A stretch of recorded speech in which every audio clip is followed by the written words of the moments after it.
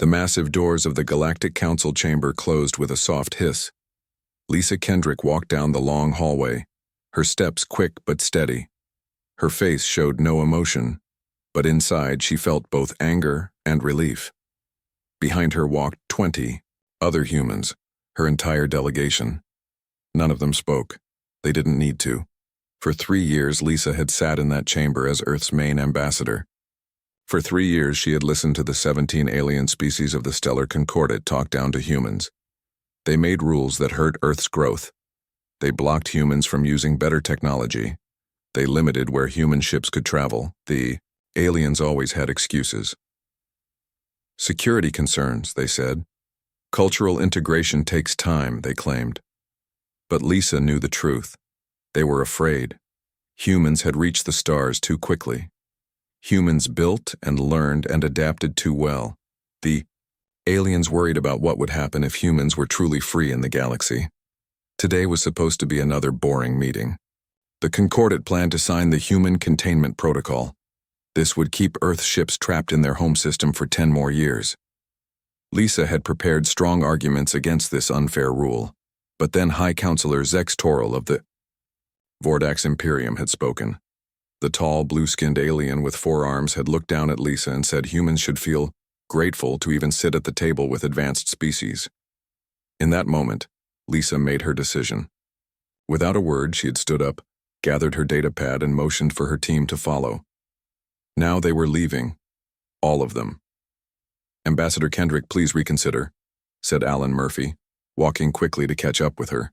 Alan was the chief science officer, a short man with gray hair and worried eyes. "Earth needs the rare minerals the Concordat controls. We need access to their jump gates for fast travel. Walking away could hurt our people." Lisa kept walking. "We've prepared for this possibility for years, Alan. You know that." Commander Samantha Wells, the military attaché, caught up on Lisa's other side. Sam was tall with short brown hair and a confident smile. "He's right about one thing. The Concordat needs us. They just don't know it yet." Lisa allowed herself a small smile. "Exactly." The human delegation reached the transport bay where their shuttle waited. Before boarding, Lisa activated her secure communication device. She connected directly to Earth's Defense Council. "This is Ambassador Kendrick. The Concordat has shown their true feelings about humanity again. We will not accept their terms. I recommend we enact Protocol Shoulder Cold." There was a brief pause, then a male voice responded, "Understood, Ambassador. Protocol Shoulder Cold is approved. Return home immediately." Within 1 hour, every human ambassador at every alien world received the same message. Every human trade ship in Concordat space got the same order. Every human outpost and research station received the same instructions. Without explanation or warning, humanity went silent. On the human colony of New Hope, Governor Frank Miller addressed the worried crowds. "Citizens, by order of Earth Defense, all non-humans must leave our settlement within 24 hours. This is not optional. Provide them with transport, but they must go." Across the galaxy, alien officials watched in confusion as humans packed up their things. Humans took their special medicines that helped aliens live longer. They collected their farming tools that made crops grow better. They shut down water cleaning systems they had built. They loaded up mining equipment that worked better than anything the aliens had. The aliens had never realized how much they had come to depend on human ingenuity. On the border station Krell 9, Security Director Greg Martinez supervised as his team removed what looked like a simple communication array. The tall insect-like Vordax guards watched nervously. "You cannot simply leave," said Administrator Vexnar, his 4 blue arms moving in agitation. "The trade agreements clearly state—" Greg cut him off. "Those agreements needed final approval. Your council decided we weren't worth fair treatment. Consider this our response." He handed the alien a sealed box. "Here's your borrowed technology back. We've made our own." Vexnar's compound eyes widened. "What do you mean?"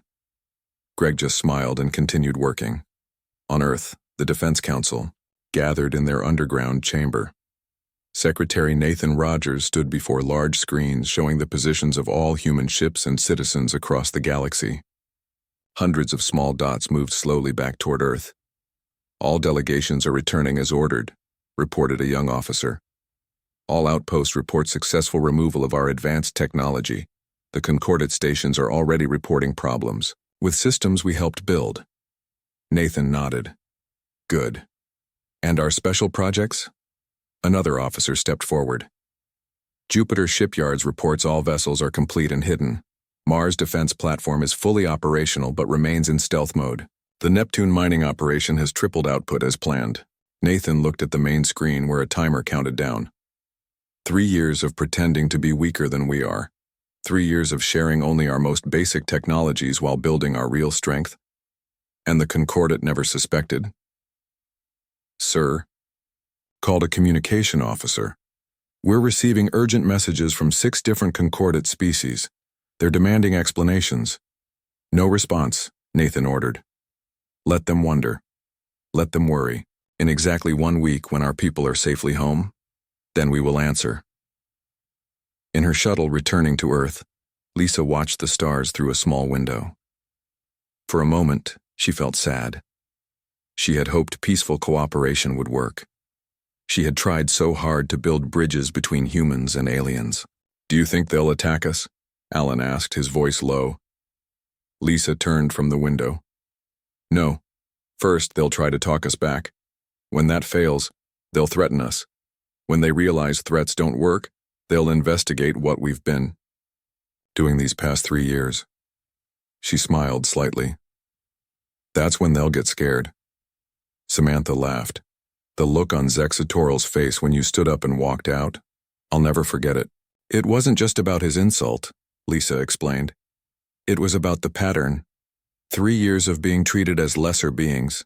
3 years of unfair rules. We gave them every chance to treat us as equals." Alan looked worried. "But can we really survive without the Concordate?" Lisa's expression grew serious. "Alan, the question isn't whether we can survive without them. The question is, can they survive without us?" As the shuttle continued toward Earth, special hidden factories on Mars increased production. Secret fleets around Jupiter began test maneuvers. And deep in the outer solar system, weapons platforms no alien knew existed came fully online. Humanity hadn't just walked away from peace talks. They had revealed the first glimpse of their true power. And the galaxy was about to learn a painful lesson about underestimating humans. 2 weeks passed. The stellar Concordate fell into chaos. Human outposts across the galaxy stood empty. Over 300 human ships had vanished without using jump gates. No one knew how they had left or where they had gone. High Counselor Zexatoral paced in his private chamber on the Concordate Central Station. Reports piled up on his desk. None contained good news. "How serious is it?" he asked his aide. The aide's forearms moved nervously. "Very bad, sir. The Meridian farming worlds report their special crops are failing. The medical stations can't make the healing treatments without human doctors. 3 mining operations have completely stopped without human equipment." Zexatoral slammed his fist on the desk. "Impossible! How could we become so dependent on a primitive species in just 3 years?" The aide looked down. "Sir, it seems the humans shared technology that only they could maintain. They never taught us how it truly worked." On the Vordax border station, Krell 9, the situation grew worse each day.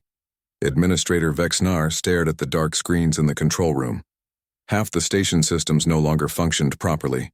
"Try again," he ordered the engineers. The lead engineer shook his head.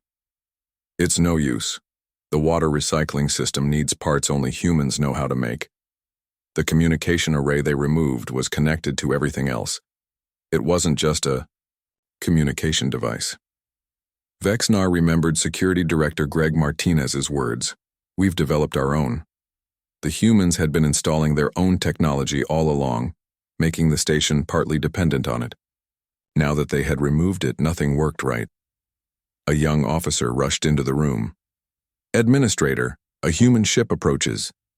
Vexnar hurried to the observation deck. Through the large window, he saw a small human vessel. It wasn't one of their usual transport ships. This one looked sleeker, faster. "They're sending a message," said the communication officer. A human face appeared on the main screen. It was Greg Martinez. "Administrator Vexnar," Greg said politely. "We've come to collect our remaining citizens." Vexnar tried to hide his relief. Perhaps the humans were returning. "Of course. Will you be resuming your duties afterward?" Greg smiled slightly. "No, this is a final evacuation. 27 humans have been working in your outer mining facilities. We're taking them home. But who will operate the deep core extractors?" Vexnar asked, panic rising. "Only humans can handle the radiation levels in those mines." "That was your assumption," Greg replied. "In reality, we have protective suits your people could use. You just never asked about them. You assumed we were naturally resistant to radiation." The screen went dark. Vexnar watched helplessly as the human ship docked at the mining section of the station. Within 1 hour, it departed with all remaining humans on board. Similar scenes played out across Concordat space. Humans appeared in fast, unknown ships, collected their people, and left without explanation. On Earth, the Defense Council watched as the last evacuation ships returned home. Secretary Nathan Rogers studied the big display screen with satisfaction. "All citizens accounted for," reported an officer. "No losses." Nathan nodded. "And our hidden operations? All 50 sensor nets are functioning perfectly," said another officer. "The Concordat doesn't know we can still see everything they do." Nathan turned to a woman sitting quietly at the end of the table. "Ambassador Kendrick, the diplomatic corps, has done its job perfectly. Now we wait." Lisa looked up from her datapad. "The first Concordat diplomatic vessel has already entered the outer solar system. They didn't wait long." "Desperate times," Nathan said with a small smile. "What's your recommendation?" Lisa thought for a moment. "We should receive them, not with anger or demands, but with calm strength. Let them see what we've built while they thought we were contained." Nathan nodded. "Agreed. Admiral Hayes, please, escort the Concordat ship to the Unity station." Admiral Laura Hayes stood. She was a tall woman with dark skin and a commanding presence. "With pleasure, sir. Should I use a standard ship or one of the new Jupiter fleet?" Nathan's smile widened. "Definitely one of the new ones. It's time for some show and tell." In deep space between Mars and Jupiter, the Concordat diplomatic vessel Celestial Wisdom traveled slowly. On its bridge, Ambassador Telvik of the Melidian Federation watched the stars with worry. The Melidian were plant-like beings who needed constant moisture, but Telvik's leaves were dry from stress. "Something approaching," warned the pilot. A ship appeared on their screens.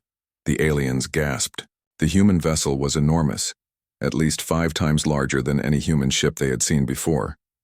Its dark hull gleamed in the sunlight, showing no visible weapons, but radiating power. "I am Admiral Laura Hayes of Earth Defense," came a calm voice over the communication system. "Welcome to the Sol system. Please follow my vessel to Unity Station." The Concordat ship followed obediently. As they traveled, more human ships appeared. Some were building something massive near Jupiter's moons. Others moved in perfect formation around Mars. None matched any design the aliens had seen before. "Where did these ships come from?" whispered a Vordax officer. "The humans were confined to Earth's system, but they couldn't build a fleet this size in just 3 years without us noticing." Telvik had no answer. Fear grew inside him. The Unity station hung in space between Earth and its moon. It wasn't there 3 weeks ago. Now it stretched over 2 kilometers in length, a marvel of engineering that should have taken years to build. Inside the station, the Concordat delegation walked through spotless corridors. They passed humans working calmly at advanced computer systems. No one seemed surprised or worried by the alien visitors. The delegation entered a large meeting room. At its center stood a round table with the Earth symbol projected above it. Around the table waited 5 humans, including Ambassador Lisa Kendrick. "Welcome," Lisa said simply. We are ready to hear what you have to say. High Counselor Zextoril stepped forward. Gone was his usual arrogance. Ambassador Kendrick, the Concordat, wishes to discuss the sudden withdrawal of human presence from our shared spaces. Lisa nodded. And why does this concern the Concordat? You made it clear humans were barely tolerated among your worlds. Zextoril struggled to find words. There have been difficulties since your departure. Certain systems are not functioning, as expected. A tall human man stepped forward. I'm Ambassador Peter Collins. Let me be direct. Your worlds are experiencing crop failures, medical system breakdowns, and mining collapses. You've realized you need human innovation more than you admitted. The aliens looked shocked at this blunt assessment. Peter touched a control panel. A large display lit up, showing images of the Jupiter shipyards and Mars defense platforms. While you thought you were containing us, we were building. Everything we shared with you was what we could afford to give away. What we kept for ourselves. That's what you're seeing now. Zextoril stared at the images with growing understanding. The humans had never needed the Concordat's approval or help. They had allowed the aliens to underestimate them. What do you want? Zextoril finally asked. Lisa smiled calmly. A new beginning. Equal terms. True partnership. She leaned forward. But first, you need to understand who you're really dealing with. Peter Collins touched another control on the table. The room darkened and a new image appeared above them. It showed a beautiful green planet with blue oceans. This is Earth, 200 years ago, Peter said. The aliens watched as the image changed, showing cities growing, technology advancing. Then came images of war, explosions, destruction, death. Unlike most species in the Concordat, we didn't evolve peacefully, Peter continued. We fought ourselves. We nearly destroyed our planet multiple times, but each time we survived. We rebuilt. We grew stronger. The images showed massive cities rising from ruins, showed humans exploring their oceans, climbing their highest mountains, flying through their skies. When we first met aliens, we knew we might face threats, Lisa said quietly. So we prepared. Everything you saw from us, our wonder at your technology, our gratitude for your guidance, was partly an act. Zextoril's blue skin paled. An act? For what purpose? To buy time, Admiral Laura Hayes answered simply. We needed to learn about the galaxy while building our strength. Your containment of Earth actually helped us. No one was watching what we built here. One of the aliens, a small green being named Krith from the Zolan Republic, stepped forward. But the ships we saw, the station we're on now, you couldn't build these in just 3 years. Peter smiled. We didn't. We've been building in secret for all 3 years since first contact. Your sensors never detected our construction because we developed stealth technology you don't have.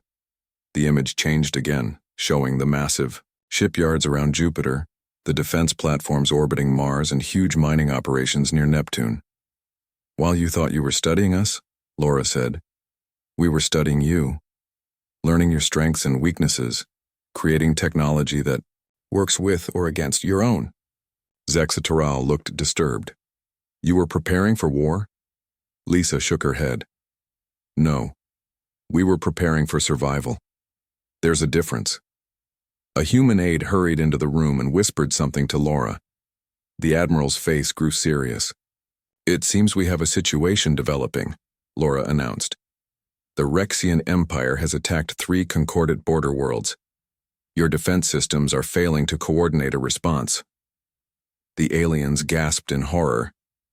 The Rexians were a powerful species, outside the Concordat, known for their aggression. This is your doing, accused a tall, thin alien from the back of the delegation. You removed your communication technology from our defense network. Peter stayed calm. No, we removed our own property that you had come to rely on. That's not the same thing. How bad is the attack? Lisa asked Laura. Bad, the Admiral replied. The colony on Viridian 3 is defenseless. Over 2 million civilians are at risk. Lisa turned to the alien delegation. We could help. Zextoral looked confused. Why would you? We've given you no reason to assist us. Because that's also who humans are, Lisa explained. We fight, we compete, we prepare for the worst, but we also protect those who cannot protect themselves. She turned to Laura. Who's closest to Viridian 3? Laura checked her datapad. The Defiance under Captain Eric Foster. They're on a training run near that sector. Send them, Lisa ordered. Defensive measures only. On the bridge of the Earth vessel, Defiance, Captain Eric Foster received the unexpected orders. He was a young captain, only 35, with light brown hair and serious eyes.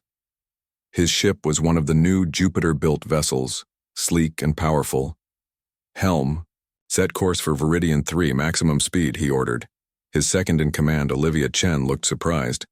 Sir, that's Concordate space. We don't have permission to enter. Eric smiled slightly. Actually, we just got permission from the highest levels. The Rexians are attacking and we're going to stop them. The Defiance moved faster than any ship the Concordate had ever seen.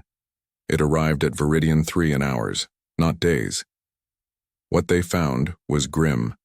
3 large Rexian warships bombarded the colony from orbit. The colony's shields were failing.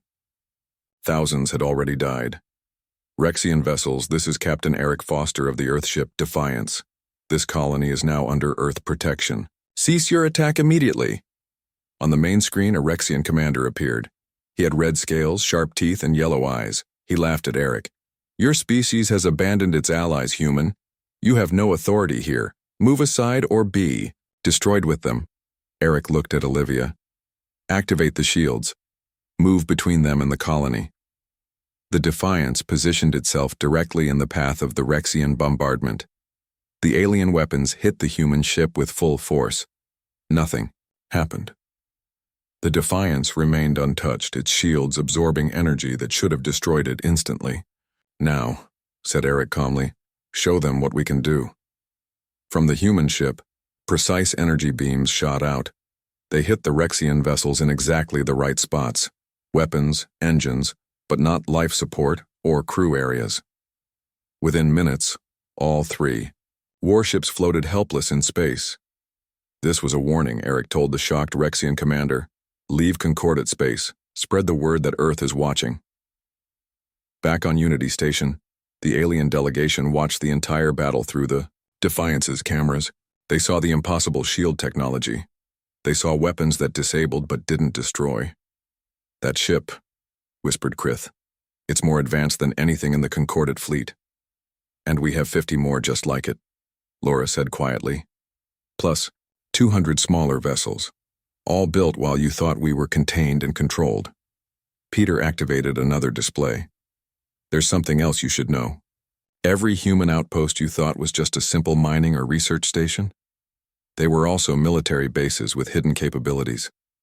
We've activated their defense systems to protect nearby Concordate worlds from the Rexians. Zextoral looked stunned. You left your defenses behind to protect us? Even after we treated you poorly? Lisa nodded. The Rexian Empire has been building up for war for years. Your intelligence services missed it because they focused too much on containing new species like us. We didn't just leave because of your insults, Peter explained. We left because we saw threats coming that you were ignoring. We needed to prepare our response without your interference. A new message came in. 5 more Rexian attack groups had been stopped by previously hidden human defenses. The Rexian Empire was retreating across all fronts, confused and frightened by the sudden appearance of unknown technology. Now, said Lisa, looking directly at Zexitoral, let's discuss a real partnership. Equal terms, shared knowledge, mutual defense. She smiled slightly. Because there are worse things in this galaxy than humans. And you just got your first real glimpse of one of them. Zexitoral bowed his head slightly. For the first time, he looked at the humans not with superiority, but with respect. We are listening, he said simply. Word spread quickly across the galaxy. Humans had technology no one had seen before. Humans had stopped the feared Rexian Empire with just a few ships. Humans had been hiding their true power all along. 1 week after the battle at Viridian 3, Captain Eric Foster sat in the mess hall of the Defiance. His crew ate and talked quietly around him. Many still seemed surprised by what their ship had done. Olivia Chen sat down across from him with a cup of coffee. "The crew of the Concordat supply ship can't stop staring at us," she said with a small smile. "They act like we might disappear in a cloud of magic." Eric nodded. "Can you blame them? 3 days ago, their leaders thought humans were barely worth talking to. Now they're begging for our help." "Captain, to the bridge," came a voice, over the speaker system. On the bridge, a communication officer looked up as Eric entered. "Sir, we're receiving a direct call from Earth. It's military advisor Oliver Reed." On the main screen appeared a man in his 50s with gray hair and a serious face. "Captain Foster, good work at Viridian 3. How are the repairs to the colony going?" "Nearly complete, sir," Eric reported. "The Concordat engineers are working alongside our people. They're learning quickly." Oliver nodded. "Good. I'm calling because we have a new situation. Our sensor nets have detected a major Rexian battle group heading toward the Concordat core world of Peleus Prime. This is their most desperate move yet." Eric felt his stomach tighten. Peleus Prime had over 5 billion people living on it. "How many ships?" 15 warships, including their flagship, Oliver said grimly. "The Concordat fleet is scattered and can't respond in time. You're the only ship close enough to make a difference." Eric looked at his bridge crew. They all nodded. They were ready. "We'll handle it, sir," Eric promised. "But the Defiance alone against 15 ships? Those aren't good odds, even with our technology." Oliver smiled slightly. "Who said you'd be alone? Check your secure data feed." Eric looked at his private screen. What he saw made his eyes widen. "Is this real?" he asked. "Very real," Oliver confirmed. "Good hunting, Captain." As the Defiance approached Peleus Prime, the crew prepared for battle. Engineer Max Rodriguez checked the ship's special systems. The young man wiped sweat from his dark skin as he worked. "Shields at 100%, he reported. "Precision weapons ready. But sir, even with our advantages, 15 ships is too many." "We have help coming," Eric said. "Just hold position at the edge of the system." The Rexian battle group appeared exactly as predicted. 15 massive ships moving in perfect formation. Their weapons powered up as they spotted the lone human vessel. The Rexian admiral opened a channel. His red-scaled face filled the screen. "One ship?" he laughed. "The humans send one ship to save a core world? Your arrogance will be your end." Eric remained calm. "This isn't arrogance, it's confidence. Last chance to retreat." The Rexian admiral roared with laughter and cut the communication. "They're charging weapons," Olivia reported. "Hold position," Eric ordered. "Wait for it." The first Rexian shots fired. The Defiance absorbed them easily. Then the Rexians prepared for a second, larger attack. "Now," Eric said quietly. From behind Peleus Prime's largest moon came 5 human ships. They had been hiding there, using the stealth technology no alien species possessed. And from the nearby asteroid field emerged 10 more human vessels, smaller, but just as advanced. The Rexian formation broke apart in confusion. "All ships execute Plan Delta," Eric ordered over the secure channel. What followed became legend across the galaxy. The human ships moved in perfect coordination. They didn't just fire weapons blindly. They targeted specific systems on each Rexian vessel with surgical precision. Within 20 minutes, 13 Rexian ships floated powerless in space. Their weapons, engines, and shields were disabled, but life support remained intact. No one had died, only the Rexian flagship and one other ship remained fighting. The flagship was massive, nearly 3 times the size of the Defiance. "They're making a run directly at the planet," Olivia warned.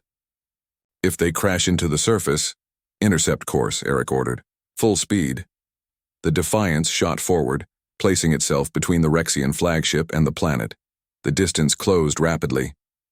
"They're not slowing down," Max called out. "Impact in 30 seconds. Eric made a quick decision. "Deploy the gravity net." Outside the ship, a shimmering field of energy formed.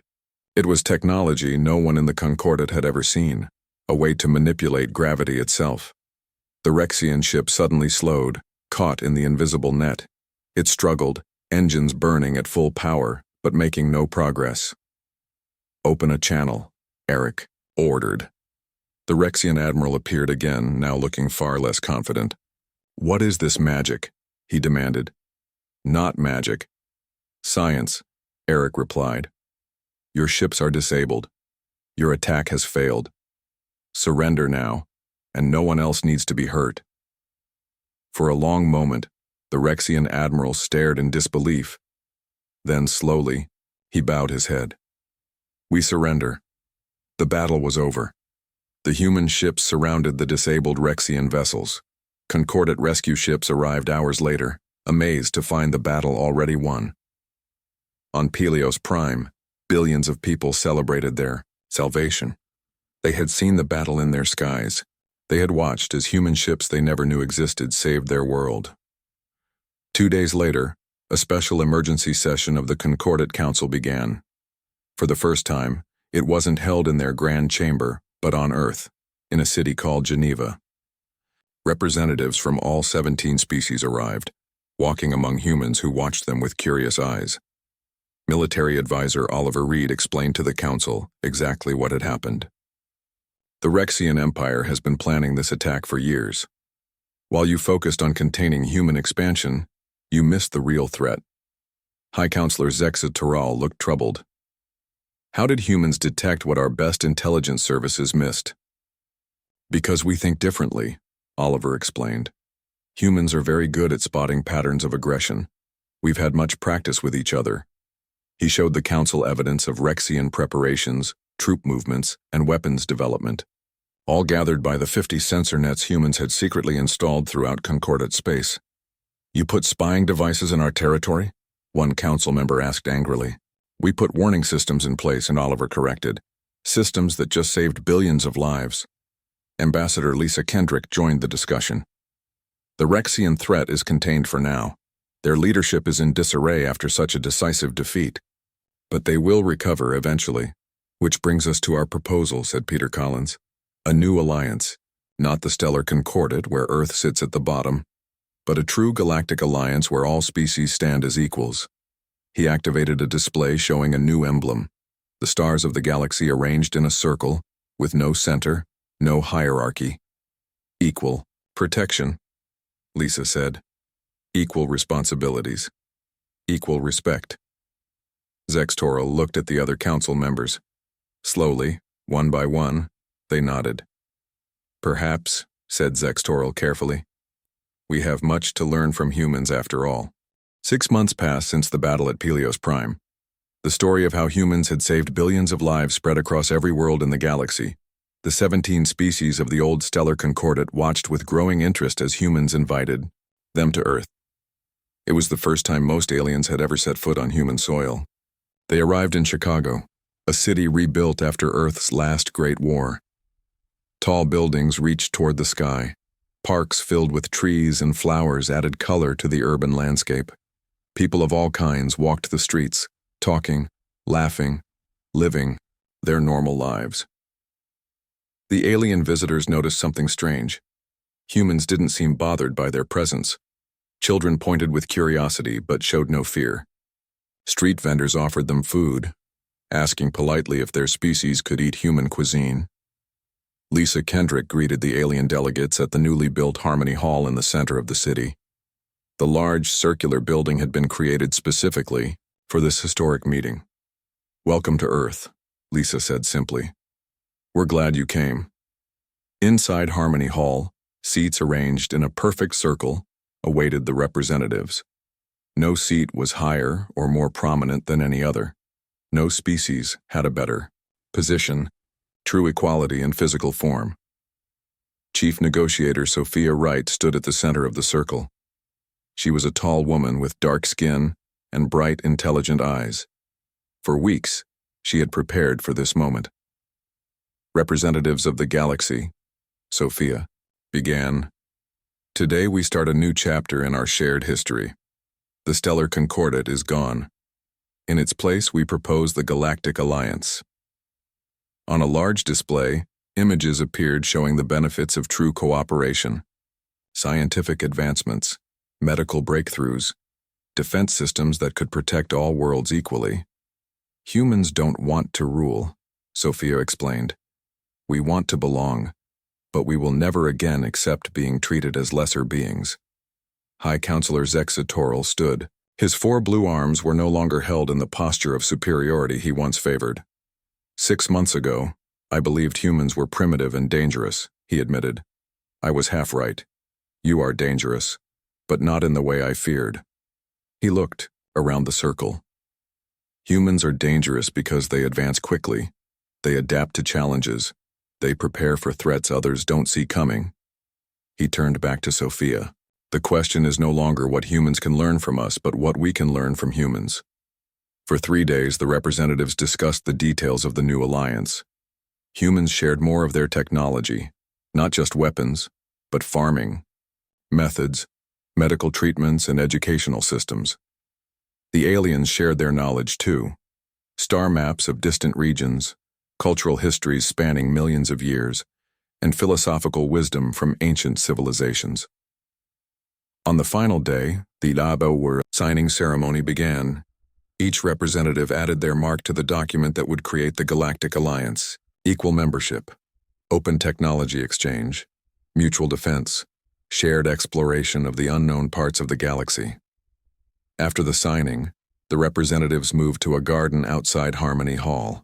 There, children from Earth and young ones from Alien worlds planted trees together, a symbol of growing together toward the future. Zextaral approached Lisa as they watched the planting ceremony. You could have destroyed us, the alien said quietly.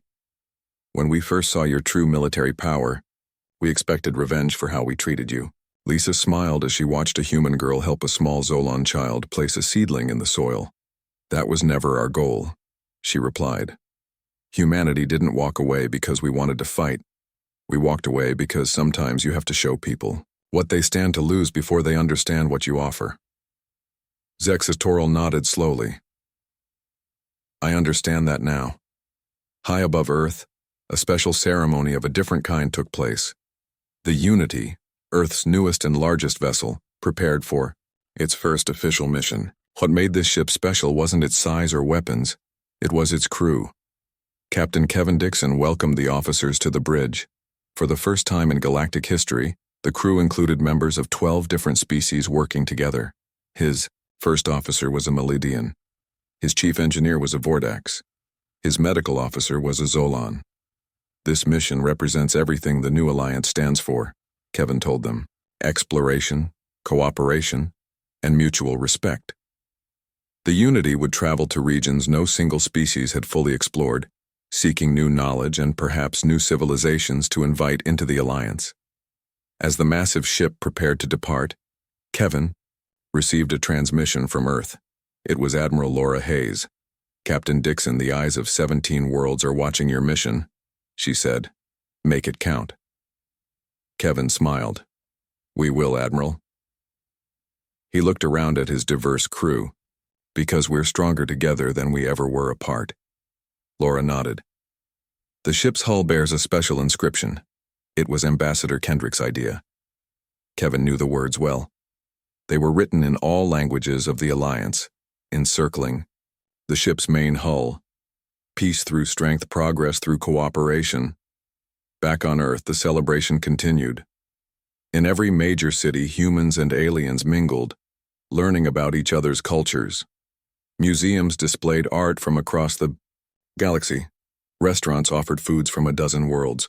Schools welcomed alien teachers to share their knowledge. Peter Collins stood with Lisa on a balcony overlooking Chicago's main square.